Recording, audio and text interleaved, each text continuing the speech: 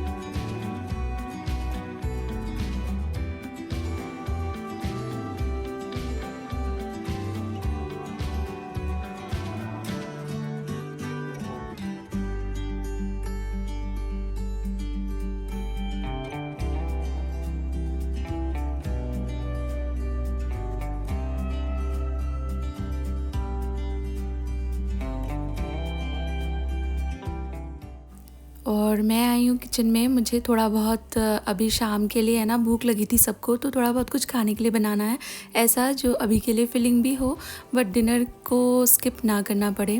तो मैंने ये बर्तन वगैरह धोए थे ना, तो जो मेरा गैस का स्टैंड वगैरह है ये मैं हर रोज़ नहीं धोती हूँ, दूसरे तीसरे दिन कभी साफ़ कर देती हूँ। इसे ज़्यादा ही साफ़ भी करें ना तो फिर वो जंग पकड़ने लगता है, ये भी एक प्रॉब्लम होती है। तो यूजुअली मैं इसे वाइप करके लगा देती हूँ। मैं बात कर रही हूँ जो गैस के ऊपर रिंग और स्टैंड होता है उसकी। ये लोहे का बना होता है ज़्यादातर, इसलिए इसको रोज़ धोना भी नहीं चाहिए। मैं यूजुअली इसको, जैसा मैं बता रही थी, गीले कपड़े से वाइप करके रख देती हूँ, but at times you feel कि कुछ निकल गया और वो इसके ऊपर चिपक के जल गया, तो आपको फिर इसे थोड़ा सा साफ़ करना पड़ता है। तो मैं not every day but like every third और फोर्थ डे इसको वॉश कर लेती हूँ। मैं बनाने लगी हूँ दलिया, मीठा वाला दलिया बना रही हूँ मैं। तो ये जो दलिया है इसको रोस्ट नहीं किया है मैंने, अभी ऐसे ही कच्चा ले लिया है छलनी के अंदर। और अभी इसको धो लीजिए अच्छी तरह। इसके अंदर काफ़ी सारा पाउडर जैसा होता है, हस्क वगैरह भी होता है। इसको धो लेने से वो सब क्लीन हो जाएगा। और धोने के बाद इसे कहीं पर बर्तन के ऊपर रख दीजिए सो दैट इट थोड़ा ड्राई हो जाए। एक प्रोडक्ट जो आपके घर में हमेशा होना ही चाहिए, अगर है तो वेरी नाइस, और अगर नहीं है तो मेक श्योर कि आगे से आपके पास हो ही। और मैं बात कर रही हूँ कोकोनट ऑयल की। और अगर ये वर्जिन कोकोनट ऑयल है तो फिर बात ही क्या, nothing like it. Virgin coconut oil को आप मल्टीपर्पज़ तरीके से इस्तेमाल कर सकते हैं। It is one oil with multiple wellness benefits. And let me introduce you here Wow Skin Science का this is extra virgin coconut oil. This is pure and natural, nourishing and enriching coconut oil. This extra virgin coconut oil is cold pressed, so it has a very pleasant aroma and taste. It is also rich in antioxidants and it is also 100% free from cholesterol and trans fats. इस तेल को आप आपके households में कई तरीकों से इस्तेमाल कर सकते हैं। ये हेयर, स्किन, बेबीज, आपके लिए, कुकिंग के लिए बहुत ही अच्छा रहता है। Like extra virgin coconut oil घर में होना ही चाहिए।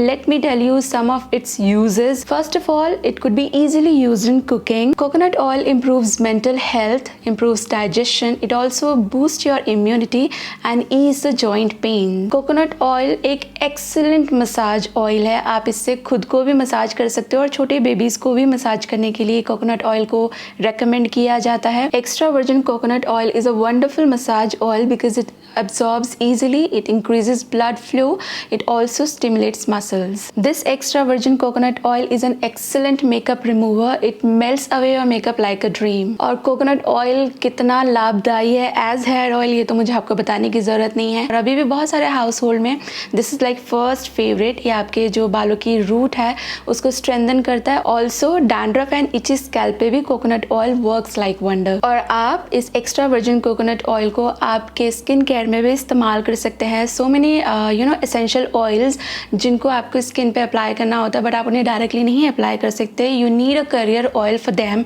सो this coconut oil works as wonderful carrier oil. Also if you are looking for something जो आपकी स्किन को दे सके मोर हाइड्रेशन, आपके स्किन टोन को कर सके even out, then you can surely try Wow Skin Science का vitamin C gel. Wow Skin Science pure vitamin C daily face gel with aloe vera helps to hydrate the skin and it reduces patchy skin tone. It is a super light and quick absorb formula. And how to apply? Just take a little amount on your fingertips, apply on clean face, dab and press for a minute till the gel gets absorbed in your skin, and it can be used under the makeup too. और आप इसे जब चाहें इस्तेमाल कर सकते हैं, like after a shower or after a face wash. Okay, let me tell you one thing. Wow skin science के जो प्रोडक्ट होते हैं ना, वो सभी आते हैं इस तरह के QR कोड के साथ. इस QR कोड को अगर आप स्कैन करते हैं तो you get to know more about the authenticity of the product. Also every time you scan a QR code तो आपको थोड़े से ना पॉइंट्स मिलते हैं जिन्हें आप आपकी नेक्स्ट परचेज पे रिडीम कर सकते हैं. And Wow is an Indian brand. This is a reason why I support this brand. Wow products are made from natural ingredients, but having said so I strongly recommend कि जब आप कोई भी नया प्रोडक्ट पहली बार आपकी स्किन पे use करते हैं, always do a patch test. Wow has recently launch their app too. App का लिंक भी मैं रख दूंगी इस वीडियो के डिस्क्रिप्शन बॉक्स में. अगर आप इन प्रोडक्ट्स में इंटरेस्टेड हैं तो इन दोनों ही प्रोडक्ट्स को खरीदने के लिए बाइंग लिंक रखे हैं मैंने इसी वीडियो के डिस्क्रिप्शन बॉक्स में. Do check them out.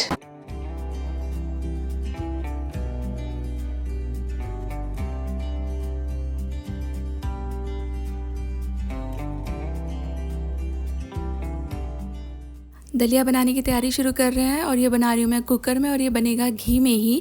तो घी लिया है मैंने थोड़ा सा और यहाँ डाला है 4-5 इलायची. छोटी इलायची हैं इसलिए 4-5 डाली हैं. आपके पास बड़ी हो तो 2-3 चलेंगी. अब ये इलायची आपको भूनना है अच्छी तरह. ये हरे हरे होते हैं, भूनते भूनते थोड़े सफ़ेद दिखने लगेंगे ऊपर से, तब तक भूनिएगा क्योंकि बस इसी का फ्लेवर हम दे रहे हैं. इसके बाद आपका धुला हुआ, छना हुआ, थोड़ा सूखा हुआ दलिया ऐड कर दीजिए. ये थोड़ा थोड़ा चिपकेगा क्योंकि जो कुकर है ये मेरा नॉन स्टिक नहीं है ना, तो थोड़ा सा चिपकेगा इस पर. बट कीप भूनोइंग इट. थोड़ी देर में आप महसूस करेंगे कि ये ड्राई भी हो गया है और थोड़ा सफ़ेद होने लगा है, यानी ये भुन रहा है और इसके अंदर जो पानी वानी था वो इवेपोरेट हो चुका है. अब आप इसमें डाल दीजिए पानी और बिल्कुल चुटकी भर नमक. जितना आपने दलिया लिया था लगभग उतना ही पानी जाएगा. और अब इसको मिक्स करके अच्छी तरह से सीटी आने दीजिए.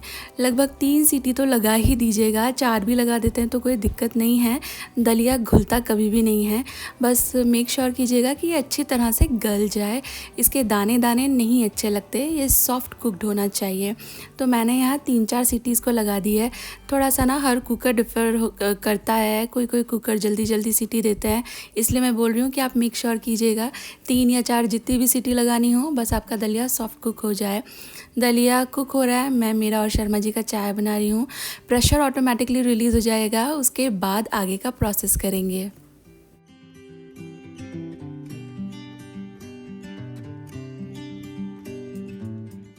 और जो दलिया है इसका जो कुकर का प्रेशर है वो ऑटोमेटिकली रिलीज़ हो गया. ढक्कन मैंने खोला है और ये देखिए दलिया है ना बहुत ज़्यादा मॉइस्चर अब्जॉर्ब करता है. देखिए सारा ही पानी इसने सोख लिया है. बट आप इसको ध्यान दीजिए, काफ़ी सॉफ्ट ये हो गया है और इसका साइज़ जो पार्टिकल्स का साइज़ था वो भी बड़ा हो गया है. अब मैं गैस ऑन करूँगी, इसे फर्दर जो प्रोसेस करना है वो करेंगे. तो दलिया तो पक चुका है अच्छी तरह. अब ऐड करेंगे इसमें दूध. अब ये जो दलिया है ना, एज आई सेड, बहुत ही ज़्यादा लिक्विड अब्जॉर्ब करता है. दूसरा ये काफ़ी स्टिकी भी होता है, तो आप इसमें जितना भी लिक्विड डालेंगे वो आपको थोड़ी देर बाद ऐसा लगेगा कि ख़त्म ही हो गया है. तो दूध आप उस हिसाब से डालें. मैंने यहाँ दूध डाला, इसको मिक्स किया. मेरे हिसाब से कंसिस्टेंसी एकदम ठीक है, बट फिर मुझे याद आया कि ये पकते पकते गाढ़ा होगा, ठंडे होते होते गाढ़ा होगा, तो मैंने थोड़ा और दूध डाला है. ये थोड़ा सा मैंने रनी बना लिया है यहाँ पे. अब अच्छी तरह से दलिया को दूध में घोल लीजिए क्योंकि दलिया के थोड़े थोड़े लम्प हो गए हैं. ईजिली ब्रेकेबल हैं, no need to worry, but वो लम्प्स खोल लीजिए. और इसके बाद डाले हैं मैंने इसमें ड्राई फ्रूट्स. क्या ड्राई फ्रूट डालने हैं, कैसे डालने हैं, ये आपकी चॉइस है. आप इन्हें, मैंने आखा डाला है, आप आखा डाल सकते हो, काट के डाल सकते हो, फ्राई करके डाल सकते हो, मर्ज़ी आपकी है.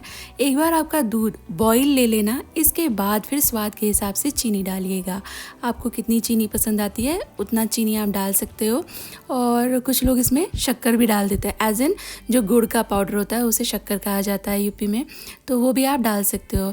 चीनी डालने के बाद अच्छी तरह से चलाते रहिए, मिक्स करते रहिए. यूजुअली क्या होता है, कोई चीनी में सल्फ़र की मात्रा बहुत ज़्यादा होती है तो आपकी सेवइयाँ, दलिया ये सब है ना फट जाता है, तो इसलिए इसको चलाते रहिए. और लुक एट दिस, कितना अच्छा बबल हो रहा है. थिकनेस मेरे हिसाब से एकदम सही है, बस बबलिंग हुई है. 2 मिनट मैंने इसे चला चला के पकाया है. गैस बंद कर दिया एंड सर्व इट हॉट. ये बहुत अच्छा लगता है गरम गरम खाने में, और सर्दियों में तो ज़रूर बनाना. और एक्चुअली है ना, मुझे आपको कहना था कि वैसे तो आपको पता ही होगा, थोड़ा ना अभी सीज़न चेंज हो रहा है, सर्दियाँ लगने वाली हैं। बहुत जगहों पे तो थोड़ी थोड़ी सर्दी फील होने भी लगी होगी। लाइक जब हम लोग मेरठ में रहते थे तो अक्टूबर एंड तक तो अच्छी खासी सर्दी फील होने लगती थी, बट ज़रा इस बेल्ट में लाइक महाराष्ट्र, गुजरात, यहाँ उतनी सर्दी का पता नहीं चलता है। तो व्हाट आई वांटेड टू से कि थोड़ा सा अपनी हेल्थ का ध्यान रखिए। Like this pandemic situation, already हमारा इम्यूनिटी पे बहुत हम लोग वर्क कर रहे हैं। तो जो भी काढ़ा वगैरह या चाय में तुलसी और काली मिर्ची, लौंग, अदरक, जो भी आपके घर में, बिकॉज़ हर मम्मी, दादी, नानी के नुस्खे होते हैं, तो थोड़ा सा अपना ध्यान रखिए। आपका चाय, ग्रीन टी और टर्मरिक लाते और जो भी काढ़ा वगैरह आपके घर में चलता है ना, पीते रहिए, वरना फिर है ना इस वक्त बड़ी प्रॉब्लम हो जाती है। आती जाती सर्दी बड़ा कष्ट देती है, स्पेशली जो घर में बड़े बूढ़े होते हैं या बच्चे वगैरह होते हैं। और आज मैं डिनर में एक ऐसी रेसिपी बनाने वाली हूँ, आप में से जो लोग भी यूपी साइड के हैं ना, उनको तो पता ही होगा। और ये हम लोगों की लाइक फेवरेट वाली एक सब्ज़ी होती है। मैं बनाने लगी हूँ कलौंजी। अब जो कलौंजी है ना, ये बड़ा कंफ्यूजिंग सा नाम है। एक तो सब्ज़ी का नाम भी कलौंजी है, मतलब इस रेसिपी का नाम कलौंजी है। एक स्पाइस का नाम भी कलौंजी होता है। जो अनियन सीड्स होते हैं ना, वो ब्लैक छोटे छोटे ब्लैक तिल जैसे होते हैं, उसको, उस मसाले को भी कलौंजी ही कहते हैं। तो मैं रेसिपी की बात कर रही हूँ। तो कलौंजी बेसिकली बैंगन का भी बनता है, करेले का बनता है, परवल का बनता है, आलू का बनता है। और जो आलू हो गया, परवल हो गया, बैंगन हो गया, ये तो 1-2 दिन ही है इसका लाइफ, इससे ज़्यादा आप इसे नहीं खा सकते। बट जब करेले का कलौंजी बनता है तो बहुत सारा बनता है, सो दैट वो 1 हफ्ते जैसा चले, क्योंकि करेले की लाइफ अच्छी होती है। और करेला थोड़ा सा अगर डे और 2 ओल्ड होता है ना, तो वो और भी अच्छा लगता है, थोड़ा अचार जैसा मज़ा आता है उसमें। तो कलौंजी मैं बनाऊंगी। मेरे पास करेला और बैंगन है। मैं कलौंजी बनाने के हिसाब से ये दोनों चीज़ें लेकर आई थी। एक आलू डाल दूंगी मैं इसमें, बस डाल दूंगी, आलू की कलौंजी नहीं कर रही हूँ मैं। और परवल मेरे पास नहीं है, तो आप चाहें तो आलू का भी कलौंजी कर सकते हो, परवल का भी कलौंजी कर सकते हो। भले ही ये यूपी का डिश हो, पर आप इसे बनाइएगा, आपको बहुत पसंद आएगी। और इसके साथ हम लोग खाते हैं अरहर का दाल। अरहर का दाल इज़ लाइक वेरी कॉमन हर जगह, बीट क्या कहते हैं आपका महाराष्ट्र का वरण हो, या तो फिर आपका गुजरात में भी दाल भात में अरहर का दाल ही चलता है। It's like so abundantly and lovably and commonly used दाल, अरहर का दाल। तो I'm gonna make दाल एकदम सिंपल सा हींग जीरा का तड़का वाला। और ये कलौंजी, इसके लिए एक ख़ास मसाला भी बनता है, तो वो मसाला भी मैं बनाऊंगी। और इस मसाले को स्टोर भी किया जा सकता है। और हाँ, अभी हम लोगों ने, अभी जो थोड़ी देर पहले मैंने दलिया बनाया था, तो ये दलिया भी बहुत अच्छा होता है। आप इसे ब्रेकफास्ट में खा सकते हो, शाम की छोटी मोटी भूख में खा सकते हो। मेरी जो ताई जी है ना, ताई जी, अगर आप में से कोई लोगों को नहीं पता है तो जो आपके पापा के बड़े भाई भाभी होते हैं ना, पापा के भाई भाभी, वो ताऊजी ताईजी लगते हैं हमारे में। अब तो कुछ लोग बड़े मम्मी पापा भी बोल देते हैं। लेट्स सी शिवांशी हमको क्या बोलेगी। तो मैं ये बोल रही थी कि मेरे जो ताई जी थे ना, उनके मतलब ताई जी हैं, उनके घर में उस वक्त पे बहुत ज़्यादा शाम के वक्त दलिया बनता था, मीठा दलिया। तो हम लोग जाते थे, कभी मैं तो साइकिलिंग करके ही पहुंच जाती थी। और मतलब फिर शाम में ये फ़िक्स ही था उनके वहाँ पे, बहुत वक्त तक ये फ़िक्स रहा। होता है अमूमन ऐसा घरों में, कोई एक चीज़ अच्छी लगने लगती है तो फिर वो बहुत वक्त तक बनती रहती है, फिर ऊब जाते हैं, तो फिर किसी नए पे हम लोग स्विच कर जाते हैं। तो मैंने जितना दलिया मेरी ताई के घर में खाया है, उतना मेरी मम्मी ने भी कभी नहीं बनाया। बट ये दलिया क्विक भी होता है बनाने के लिए और बहुत ज़्यादा हेल्दी होता है, और बच्चों के लिए बहुत अच्छा रहता है।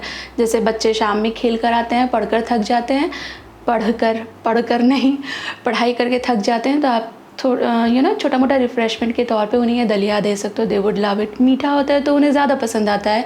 हालांकि दलिया तो सेवरी भी बनता है, मैंने उसका रेसिपी भी आपके साथ शेयर किया था। But when it comes to kids ना, तो थोड़ा बच्चों को स्लाइट मीठा साइड का कुछ भी फूड होता है, दे लव इट मोर।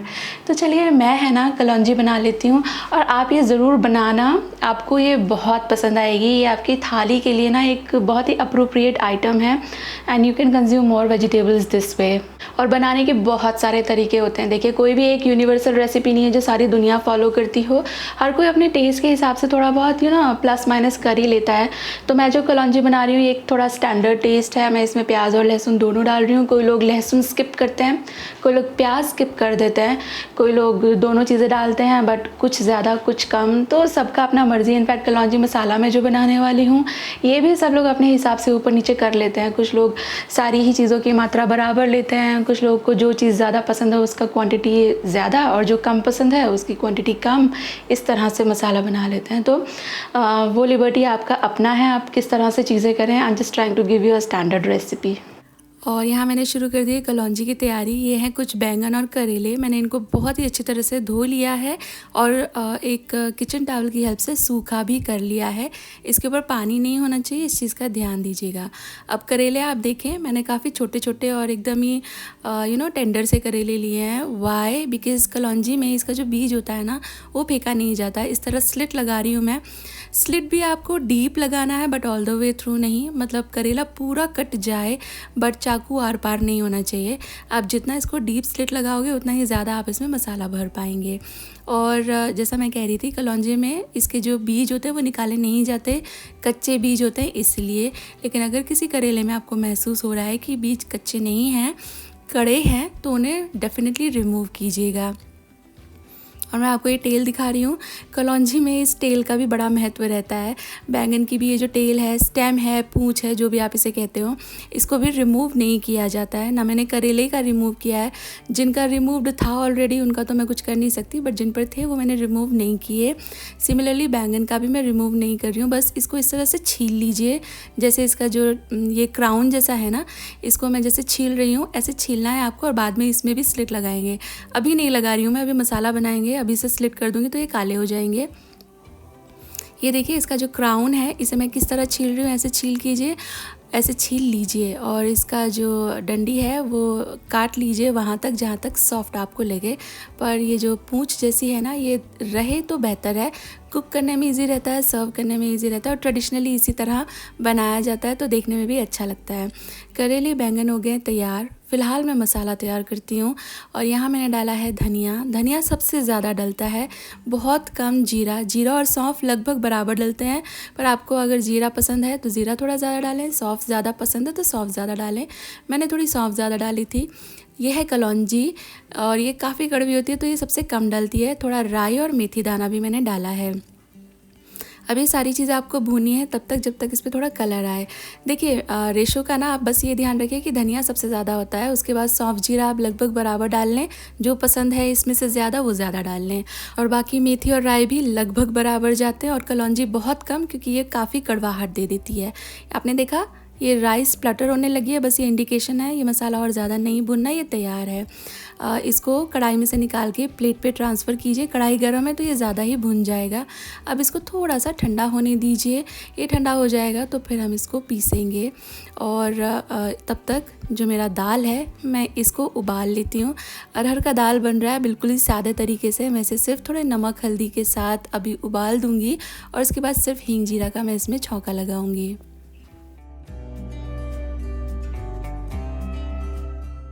और आपने जो मसाला भूना था ये ठंडा हो जाने के बाद एक जार में डालिए, और इसके बाद इसको पीस लीजिए। मुझे कुछ कमेंट आते हैं कि ये जार वंडर शेफ़ का है कि न्यूट्री बुलेट है, तो ये न्यूट्री बुलेट है, ये वंडर शेफ़ का नहीं है। मसाला पिस चुका है, मैं इसको एक दूसरी कटोरी में निकाल लूँगी। और ये देखिए, ऐसा दरदरा ही रखिएगा, स्लाइट कोर्स, एकदम फाइन पाउडर नहीं बनाइएगा।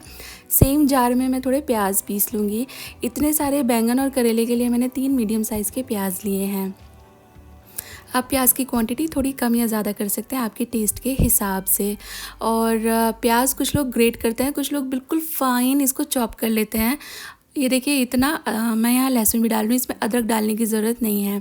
तो मैं बता रही थी प्याज के बारे में, आप इसे बिल्कुल फ़ाइन चॉप कर सकते हो, कद्दूकस कर सकते हो, चाहे तो पीस लीजिए। थोड़ा मोटा मोटा पीसने की कोशिश कीजिएगा, एकदम ही पतला इसको पेस्ट नहीं बनाना है।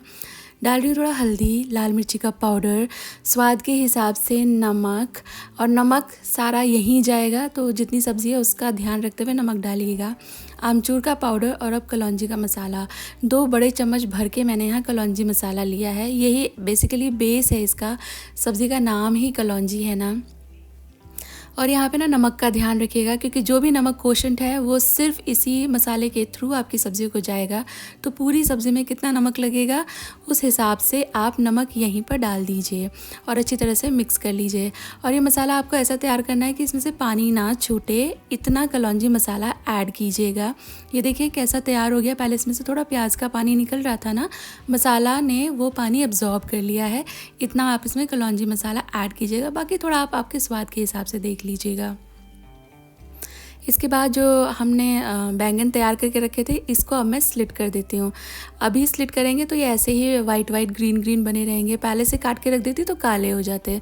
इसे पानी में नहीं डुबोना है, ओके, कि पहले से काट के रख दिया पानी में डुबो के, फिर ये बहुत पानी पी जाएंगे, क्योंकि बैंगन अंदर से स्पॉन्ज जैसे होते हैं और फिर आपकी कलौंजी बिल्कुल ही पिघली पिघली घुली घुली बनेगी, वो आपको अच्छी नहीं लगेगी। इसलिए ये टिप ध्यान रखिएगा, जब आप इसे स्टफ़ करें तभी काटें। और इसके बाद ये जो स्लिट है, ये मैंने आपको जैसे बताया काफ़ी गहरे लगाइएगा, but all the way through नहीं। जितना गहरा आप स्लिट लगाएंगे उतना ही ज़्यादा आप इसमें मसाला भर पाएंगे और उतना ही फिर आपका कलौंजी स्वाद लगेगा, वरना फिर फीका फीका लगेगा, सिर्फ बैंगन खा रहे हैं उबला हुआ, ऐसा लगेगा। मैंने बैंगन को भर दिया है इनफ मसाले से। अभी ये जो सारे करेले हैं इसमें भी मैं इनफ मसाला भर के इसको भी फिल कर लूँगी। ये जो मसाला है ना, ये निकलता नहीं है जब आप फ्राई करते हो, तो देखिए थोड़ा बहुत मसाला तो निकलता ही है, बट ये ना एक लेवल के बाद जब आप इसे कुक कर रहे हैं तो ये थोड़ा स्टिकी हो जाता है। तो इसके साथ उतना टेंशन लेने की ज़रूरत नहीं है। मेरे करेले और बैंगन भर चुके हैं और मसाला भी लगभग ख़त्म हो गया है, इत्तू सा मसाला बचा है। और इसके ऊपर मैं यहाँ ये एक आलू है, इसको वेजेस स्टाइल में काट लिया है, ये मैं डाल रही हूँ। और एक आलू आपको डालना ही पड़ता है, कलौंजी की रिक्वायरमेंट समझ लीजिए। ये जो थोड़ा बहुत जो मसाला बच जाता है ना, ये इस एक्स्ट्रा आलू से ही ठिकाने लगता है। तो सारे आलू को मैंने कलौंजी मसाले में कोट कर लिया है और इसके बाद इनको कुक करने की तैयारी शुरू करेंगे। तो ये बनेगी सरसों के तेल में ही। आपको नहीं पसंद तो आप कोई दूसरा तेल इस्तेमाल कर सकते हैं, पर अगर आप खाते हो ना तो सरसों का तेल ही लीजिएगा। और मैं बैंगन अलग और करेले अलग बनाऊंगी। ये ट्रेडिशनली सरसों के तेल में और कढ़ाई के मतलब लोहे के बर्तन में बनता है, पर मेरे पास लोहे की बस यही कढ़ाई है। इसमें मैं करेले फ्राई करूँगी और उस पैन में बैंगन। तो जो सरसों का तेल है इसको अच्छे से स्मोक कर लीजिए। मैंने कढ़ाई के चारों तरफ थोड़ा तेल चढ़ा दिया है, जिससे वो थोड़ी सी नॉन स्टिकी हो जाए, करेले चिपके नहीं। इसके बाद करेले में जिधर स्लिट है, जहाँ मसाला है, वो साइड ऊपर रखिए और इसको लाइन कर दीजिए कढ़ाई के तले में और ढक्कन लगा दीजिए। ठीक है, इसको ढक्कन लगाकर हमें तब तक पकाना है जब तक ये अच्छी तरह से सॉफ्ट हो जाए। मैं ये पैन का तेल गर्म हो जाने के बाद इसमें बैंगन और आलू भी लाइन कर दूँगी। अब कलौंजी पकाने का एक ट्रिक है, आपको इनिशियली इसे मीडियम फ्लेम पे पकाना है ढक्कन लगा के, क्योंकि पहले हम मेक श्योर करेंगे कि आलू, बैंगन और आपका करेला गल जाए, सॉफ्ट हो जाए, खाने लायक हो जाए। और इसके बाद ढक्कन हटा के इसे फुल फ्लेम पे चारों तरफ से left, right and the centre आपको इसे फ्राई करना है। एकदम ही इसका मॉइस्चर ख़त्म हो जाना चाहिए, श्रिंक हो जाने चाहिए, अच्छा ब्राउन कलर आ जाना चाहिए इसके ऊपर कि ये देखते ही टेम्पटिंग लगे। एकदम ही बढ़िया फ्राइड हो जाना चाहिए। इसी वजह से कलौंजी की लाइफ ज़्यादा रहती है, क्योंकि आप इसका मॉइस्चर ऑलमोस्ट ख़त्म कर देते हो। ठीक है, तो कलौंजी बनाने का ये ट्रिक है। ये तो मैं बैंगन का और करेले का कलौंजी कर रही हूँ। आप परवल भी कर रहे हैं तो वो भी इसी तरह से इनिशियली मीडियम फ्लेम पे ढक्कन लगा के आपको सब्ज़ी को पकाना है। व्हेन यू आर श्योर कि हाँ सब्ज़ी अभी पक चुकी है, तब ढक्कन हटा दीजिए, फुल फ्लेम करके इसको फ्राई कीजिए। कढ़ाई में ही ऐसे ही पलट पलट के फुल फ्लेम पे फ्राई करते रहिए, सो दैट इसकी जो अपर क्रस्ट है वो कलर ले ले, वो श्रिंक हो जाए, उसके ऊपर स्मोकी लुक भी आ जाए और स्मोकी टेस्ट भी आ जाए। मैं ढक्कन लगा के इन्हें पका रही हूँ and I am just checking कि ये पक गया है कि नहीं। और एक बार ये अच्छी तरह से पक जाएगा तो जो मैंने आपको ट्रिक बताया उस हिसाब से मैं ये सारी सब्जियाँ फ्राई कर लूँगी।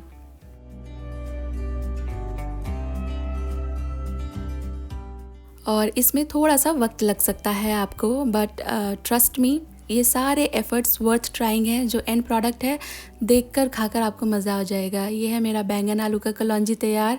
देखा आपने कितना बढ़िया ब्राउन और श्रंक लग रहा है। और ये है मेरा करेले का कलौंजी तैयार। तो कलौंजियाँ हो चुकी हैं तैयार। मैंने राइस भी बना लिया है और अभी जो दाल है इसको सिंपल वाला तड़का दे रही हूँ मैं। घी में घी में हींग और जीरा मैंने डाला है, ज़रा सा लाल मिर्च और कुछ नहीं, नो धनिया पाउडर, नो गरम मसाला। ये तड़का जाएगा दाल के अंदर और दाल भी हो गया है तैयार। यह है यूपी स्टाइल एकदम ही सिंपल सा थाली। ज़्यादातर घरों में बहुत ही फॉन्डली ये बनती है, गर्मियों में तो स्पेशली कलौंजी खाने का मज़ा ही अलग है। और क्योंकि ये यूपी का डिश है तो शायद आपको पसंद ना आए, ऐसा नहीं है। जैसे कुछ डिशेस होती है ना, वो अब स्टेट स्पेसिफिक नहीं है, they are like universal love. जैसे कि मटर पनीर हो गया, आपका इडली डोसा हो गया, दाल बाटी चूरमा हो गया। These are not region specific now, they are international love. तो सिमिलरली ये कलौंजी आप बनाइएगा, आपको भी बहुत पसंद आएगी। ये है मेरी सिंपल सी थाली, आलू बैंगन और करेले का कलौंजी। आलू कलौंजी नहीं है, आलू इज़ अ फिलर। देन दाल चावल and chapati. Do give it a try, you would love it. इसके साथ आ गए हम वीडियो के एंड पर। उम्मीद करती हूँ वीडियो और रेसिपीज़ आपको पसंद आई हैं। Do give it a try, you would love it. Thank you for watching guys. Take care. Bye bye. And please give this video a like, subscribe to my channel and share these recipes.